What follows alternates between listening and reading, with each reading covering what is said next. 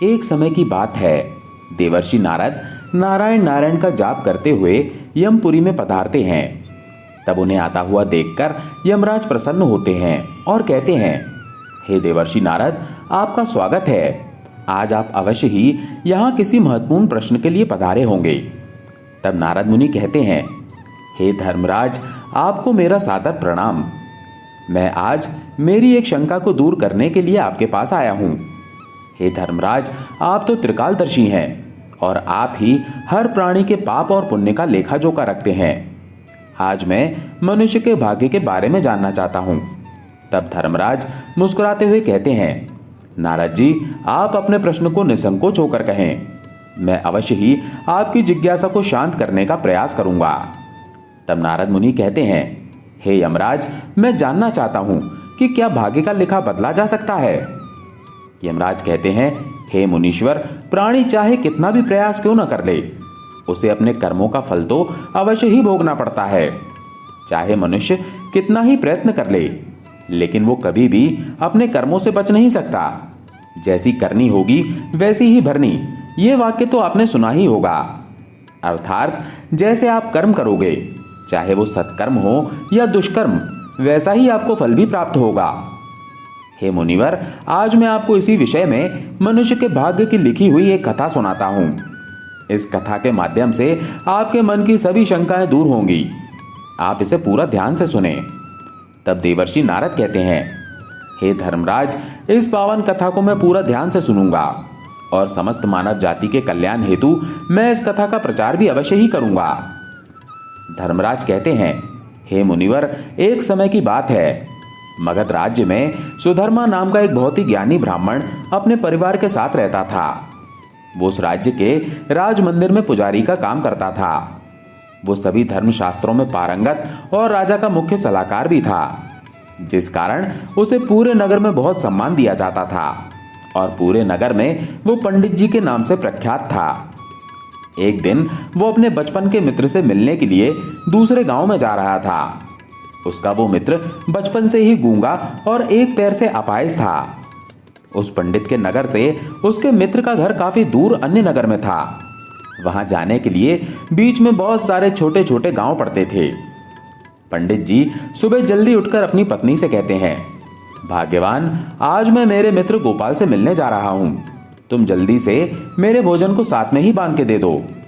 तब उसकी पत्नी कहती है, ठीक है जी, मैं भी आपके साथ भोजन सहित अन्य कुछ सामान देकर सारा प्रबंध कर देती हूँ। आप अपना ध्यान रखिएगा। अगर लौटने में देर हो जाए तो किसी धर्मशाला में आश्रय लीजिएगा। तब पंडित ने अपनी पत्नी की इस बात में हामी भर दी और भोजन को साथ लिए वो घर से निकल पड़ा। पंडित जी रास्ते में अपनी ही धुन में चले जा रहे थे। तभी चलते चलते उनकी मुलाकात एक ऐसे व्यक्ति से होती है जो देखने में बहुत हष्ट पुष्ट और श्याम वर्ण का था, जिसे देखकर पंडित जी थोड़े से घबरा गए, क्योंकि दूर से वो किसी राज्य के गुप्तचर जैसा लग रहा था। लेकिन उसके हाव भाव से ऐसा लग रहा था कि मानो वो किसी का इंतजार कर रहा हो। जब पंडित जी चुपचाप वहां से गुजर रहे थे, तब वो भी पंडित जी के साथ चलने लगता है और पंडित जी की तरफ देखकर मुस्कुराता है। उस व्यक्ति को देखकर अब पंडित जी बहुत खुश हो जाते हैं और वे सोचते हैं कि चलो अच्छा ही है, उसके साथ साथ चलने से उनका सफर आसानी से कट जाएगा। बातों की शुरुआत करने के लिए पंडित जी ने उस व्यक्ति से उसका नाम पूछा, तो उसने अपना नाम महाकाल बताया। पंडित जी को यह नाम कुछ अजीब सा लगता है, लेकिन उन्होंने उसके इस विचित्र नाम के विषय में कुछ और पूछना उचित नहीं समझा। अब दोनों धीरे धीरे साथ में चल रहे थे। तभी रास्ते में एक गांव आता है। उस गांव का प्रवेश द्वार आते ही महाकाल ने पंडित से कहा, पंडित जी, आप आगे चलो, मुझे इस गांव में एक छोटा सा काम है, मैं उसे पूरा करके आपसे आगे मिलता हूं। तब पंडित जी ने कहा, ठीक है भाई, और वो आगे के रास्ते में चल देते हैं। पंडित जी उसी गांव के बाहर वाले रास्ते से अगले गांव की ओर निकल पड़े। तब कुछ ही देर बाद उस गांव में एक खबर फैली कि किसी एक व्यक्ति को जंगली सांड ने अपनी सींग में फंसाकर मार दिया है। ये बात पंडित जी के कानों तक भी पहुंच गई। कुछ ही देर में महाकाल पंडित जी के पास वापस आ गया और फिर से उन दोनों ने आगे चलना शुरू किया। अब उन्हें आगे एक नदी को पार करके दूसरे गांव में जाना था। उस नदी किनारे पर एक छोटी सी नाव थी। पंडित जी और महाकाल सहित अन्य 4 लोग उस छोटी सी नाव में सवार होकर नदी को पार करने लग जाते हैं। जब वो नाव एक किनारे से दूसरे किनारे जाती है तभी पंडित जी उस नाव से उतर जाते हैं। महाकाल पंडित जी से कहता है, पंडित जी आप इस गांव के मंदिर की ओर जाइए, मैं आपको वहीं मिलता हूं। पंडित जी वहां से निकल जाते हैं। कुछ दूर जाते ही वो नाव अचानक से पानी में पलट जाती है और उसमें बैठे अन्य सभी लोग गहरे पानी में डूब जाते हैं। पंडित जी लोगों को बचाने की कोशिश करने के लिए उस नदी के किनारे आते हैं, लेकिन वहां कोई भी नहीं होता। पंडित जी को पानी में तैरना नहीं आता था, इसलिए वो मनी मन दुखी होकर वहीं कुछ समय तक चुपचाप बैठे रहे। लेकिन तभी उनका राही मित्र अचानक से नदी से बाहर आता है, जिसे देखकर पंडित जी थोड़े खुश होते हैं। महाकाल ने उन्हें बताया, पंडित जी चलो आगे की ओर चलते हैं। उस नाव में जो भी था मैं किसी को भी नहीं बचा सका और ना ही कोई बच सकता है। पानी का बहाव अब काफी बढ़ चुका है। दुखी मन से पंडित जी महाकाल के साथ अब आगे की गांव की ओर निकल जाते हैं। चलते चलते वे तीसरे गांव के द्वार पर पहुंच जाते हैं। उस गांव के बाहर एक बड़ा ही सुंदर और विशाल शिव मंदिर बना हुआ था। वहां पर आराम करने की सुविधा काफी अच्छी लग रही थी और पंडित जी के मित्र का घर अभी वहां से बहुत दूर था और रात भी होने वाली थी। पंडित जी ने महाकाल से कहा, मित्र अभी रात होने वाली है, पूरे दिन चलते चलते थक भी चुके हैं और तेज भूख भी लग रही है। हम यहीं पर रुककर भोजन करते हैं। मैं अपने साथ कुछ भोजन लाया हूं, हम इसे ही मिल बांटकर खा लेते हैं और यहीं पर विश्राम कर लेते हैं। फिर सुबह के समय आराम से आगे की यात्रा जारी करेंगे। तब महाकाल ने कहा, ठीक है, आज की रात हम यहीं रुक जाते हैं। तभी महाकाल ने पंडित जी से कहा, पंडित जी आप यहीं आराम करिए, मुझे इस गांव में किसी को महत्वपूर्ण समाचार देने के लिए जाना है। आप भोजन करके यहीं विश्राम करो, मैं थोड़े ही समय के बाद वापस आकर भोजन कर लूंगा। इतना कहकर वो वहां से चला जाता है।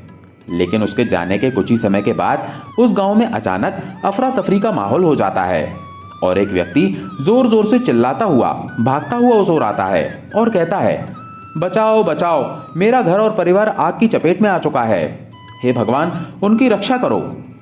तभी चारों ओर से धुआं उठता हुआ दिखाई देता है और देखते ही देखते पूरे गांव में आग लग जाती है। अब पंडित जी ने हैरानी से सोचा, ये महाकाल जहां भी जाता है वहां कोई ना कोई अनहोनी जरूर हो जाती है, कुछ तो गड़बड़ जरूर है। लेकिन पंडित जी ने रात्रि में महाकाल से कुछ भी पूछना उचित नहीं समझा और वे दोनों वहीं सो गए। अगली सुबह होते ही दोनों फिर से अपनी यात्रा शुरू कर देते हैं। कुछ ही देर चलने के बाद रास्ते में फिर से एक गांव आता है। तब महाकाल ने फिर पंडित जी से कहा, आप आगे चलिए, मुझे इस गांव में अपने मित्र से मिलने जाना है। मैं अपने मित्र से मिलने के बाद आगे रास्ते में मिलूंगा। ये कहकर महाकाल वहां से चला गया। लेकिन पंडित जी इस बार आगे नहीं गए, बल्कि वहीं खड़े होकर महाकाल को देखते रहे कि वो कहां जा रहा है और क्या करता है। तभी थोड़ी देर बाद खेतों से लोगों की आवाज सुनाई देने लगी कि एक व्यक्ति को सांप ने काट लिया है और उसकी मृत्यु हो गई है। ठीक उसी समय महाकाल फिर से पंडित जी के पास पहुंच गया, लेकिन इस बार पंडित जी से रहा नहीं गया और उन्होंने महाकाल से पूछ ही लिया, भाई आप जिस भी गांव में जाते हो वहां कोई ना कोई अनहोनी जरूर हो जाती है, क्या आप मुझे बता सकते हो ऐसा क्यों हो रहा है? तब महाकाल ने मंद मुस्कान के साथ कहा, पंडित जी आप तो मुझे बहुत ज्ञानी जान पड़ रहे थे, इसीलिए मैं आपके साथ चलने लगा था, क्योंकि शास्त्र कहते हैं कि ज्ञानियों का साथ बहुत अच्छा होता है, परंतु आप अभी तक नहीं समझ पाए कि मैं कौन हूं। तब पंडित जी ने कहा, मैं कुछ कुछ समझ गया हूं, लेकिन मुझे कुछ शंका भी है, अगर आप ही अपना परिचय दे दें तो मेरे लिए आसानी होगी। तब महाकाल ने कहा, पंडित जी ध्यान से सुनिए, मैं एक यमदूत हूं और यमराज की आज्ञा से मैं उन लोगों के प्राण हरण करता हूं जिनकी आयु अब पूरी हो चुकी है। पंडित जी को पहले से ही इस बात की आशंका और आभास हो रहा था। महाकाल के मुंह से ये बातें सुनकर वो घबरा गए, लेकिन फिर भी वो हिम्मत करके पूछते हैं, अगर आप सच में यमदूत हो तो मुझे बताओ अगली मृत्यु किसकी है? तभी महाकाल ने उत्तर दिया और कहा, पंडित जी अगली मृत्यु आपके उसी मित्र की है जिससे आप मिलने जा रहे हो, और उसकी मृत्यु का कारण भी आप ही बनोगे और वो अपने अंतिम क्षण आपकी गोद में ही बिताएगा और अपने प्राणों को त्याग देगा। ये बात सुनकर पंडित जी दंग रह गए। और उनके हाथ पैर ठंडे पड़ गए और वे गहरी सोच में पड़ गए। वो मनी मन सोच रहे थे कि अगर सच में ये महाकाल यमदूत हुआ तो उसकी ये बात भी सच होगी और इसी कारण से मेरे बचपन के सबसे अच्छे मित्र गोपाल की मृत्यु हो जाएगी। इससे अच्छा तो यही होगा कि मैं अपने मित्र से मिलने ही ना जाऊं। कम से कम मैं उसकी मृत्यु का कारण तो नहीं बनूंगा। तभी महाकाल ने मुस्कुराते हुए कहा, पंडित जी, आप जो सोच रहे हो वो सब मुझे पता है, लेकिन आपके अपने मित्र से मिलने ना जाने से नियति नहीं बदल जाएगी। आपके मित्र की मृत्यु तो निश्चित है और वो अगले ही कुछ पलों में घटित होने वाली है। महाकाल के मुंह से ऐसी बातें सुनकर पंडित जी को झटका लगा, क्योंकि महाकाल ने पंडित जी के मन की बातें पढ़ ली थी, जो कि एक सामान्य व्यक्ति के लिए संभव नहीं है। अब पंडित जी को विश्वास हो गया कि यह महाकाल तो सच में यमदूत ही है। जब पंडित जी को यह पूर्ण विश्वास हो गया कि महाकाल ही यमदूत है तो वो घबरा गए। वो अपने मित्र की मृत्यु का कारण नहीं बनना चाहते थे, इसीलिए वो पलटकर अपने गांव की तरफ वापस भागते हुए जाने लगे। लेकिन जैसे ही पंडित जी वापस जाने के लिए मुड़े तो उन्होंने देखा कि उनका मित्र तेजी से उनकी तरफ चला आ रहा है, जो कि पंडित जी को देखकर अत्यंत प्रसन्न दिखाई पड़ रहा था। अपने मित्र के आने की गति को देखकर पंडित जी को ऐसा लगा कि जैसे उनका मित्र काफी देर से उनका ही पीछा कर रहा था, लेकिन वो बचपन से ही गूंगा था और एक पैर से अपाहिज भी था। इसीलिए ना तो वो पंडित जी को आवाज दे पाया और ना ही उन तक पहुंच पा रहा था। जैसे ही वो पंडित जी के पास पहुंचा तभी अचानक ही वो जमीन पर गिर पड़ा और जब पंडित जी ने उसे अपनी गोद में उठा लिया तभी तुरंत ही उसकी मृत्यु हो गई। इस घटना को देखकर पंडित जी हक्के बक्के होकर महाकाल की ओर देखने लगे। उनके मुख से कुछ भी नहीं निकल रहा था, लेकिन वो पूछना चाह रहे थे कि आखिर ऐसा क्या और क्यों हुआ। तभी महाकाल ने पंडित जी के मन में उठ रहे प्रश्नों को समझकर कहा, पंडित जी, आपके मित्र ने पिछले गांव में ही आपको देख लिया था और वो वहीं से आपका पीछा कर रहा था, लेकिन गूंगा और लंगड़ा होने की वजह से वो आप तक नहीं पहुंच पाया।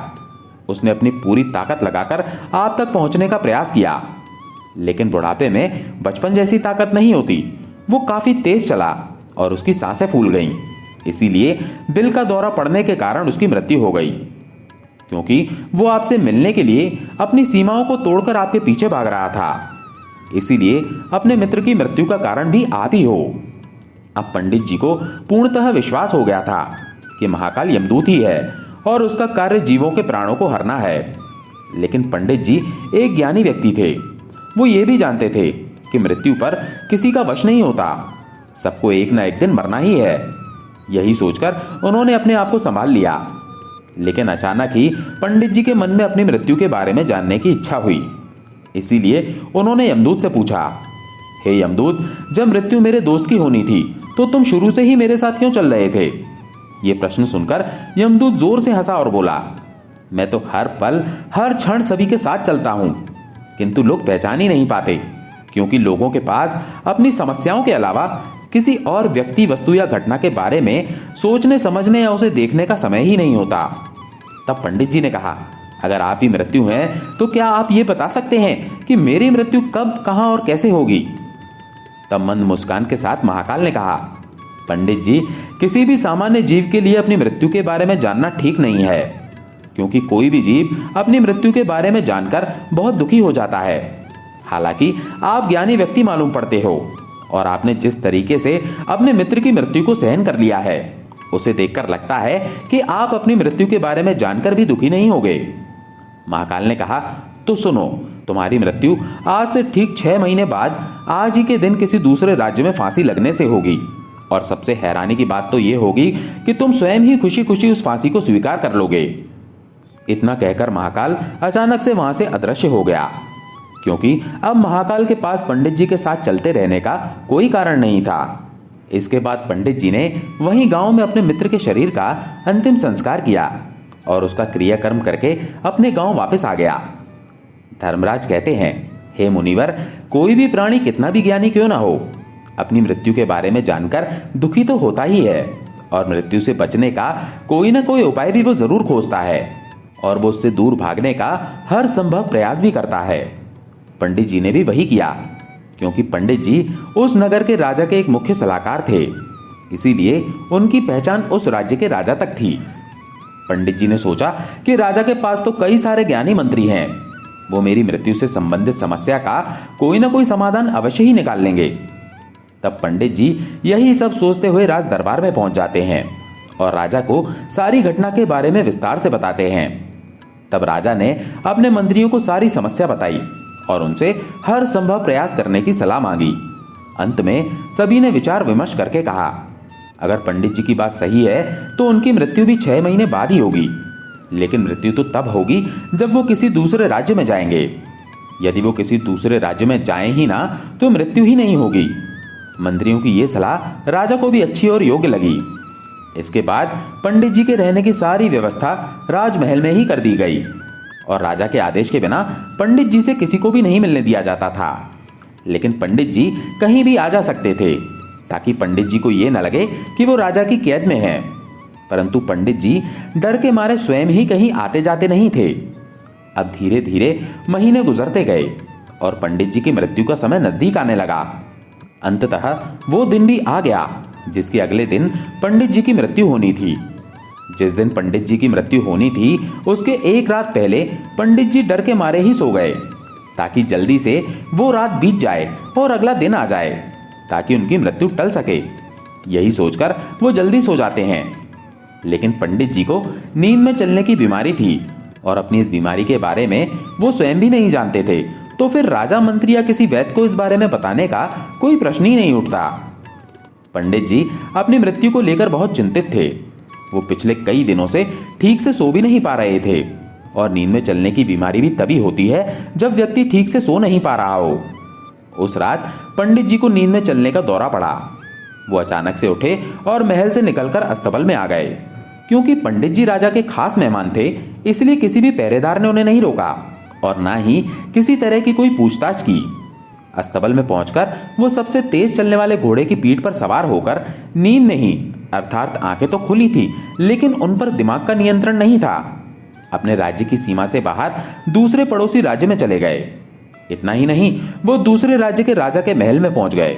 उस महल के पहरेदारों ने भी उन्हें नहीं रोका और ना ही कोई पूछताछ की। वहां सभी लोग रात्रि का अंतिम प्रहर होने के कारण गहरी नींद में थे। पंडित जी सीधे राजा के शयन कक्ष में पहुंचे जहां राजा और रानी एक साथ सो रहे थे। वो वहीं जाकर रानी से चिपक कर सो गए। जब सुबह हुई और राजा ने पंडित जी को रानी के बगल में सोया हुआ देखा तो राजा बहुत क्रोधित हो गया। राजा ने तुरंत अपने सिपाहियों से पंडित जी को कैद करने का आदेश दे दिया। पंडित जी को बंदी बना लिया गया। पंडित जी बहुत ही आश्चर्यचकित हुए। उन्हें तो कुछ समझ नहीं आ रहा था कि आखिर वो दूसरे राज्य में और राजा के शयन कक्ष में कैसे पहुंचे। लेकिन वहां उनकी बात सुनने वाला कोई नहीं था। राजा ने पंडित को दरबार में पेश करने का आदेश दिया और कुछ देर बाद पंडित जी को दरबार में लाया गया। पंडित जी को देखते ही राजा क्रोध के कारण आग बबूला हो गया और उन्हें फांसी पर चढ़ा देने का आदेश दे दिया। फांसी की सजा सुनते ही पंडित जी कांप गए, लेकिन फिर भी थोड़ी सी हिम्मत जुटाकर वो राजा से बोले, महाराज, मैं नहीं जानता कि मैं आपके राजमहल तक कैसे पहुंचा। मैं ये भी नहीं जानता कि आपके शयन कक्ष तक मैं कैसे आया और आपके महल के किसी पहरेदार या सैनिक ने मुझे रोका क्यों नहीं।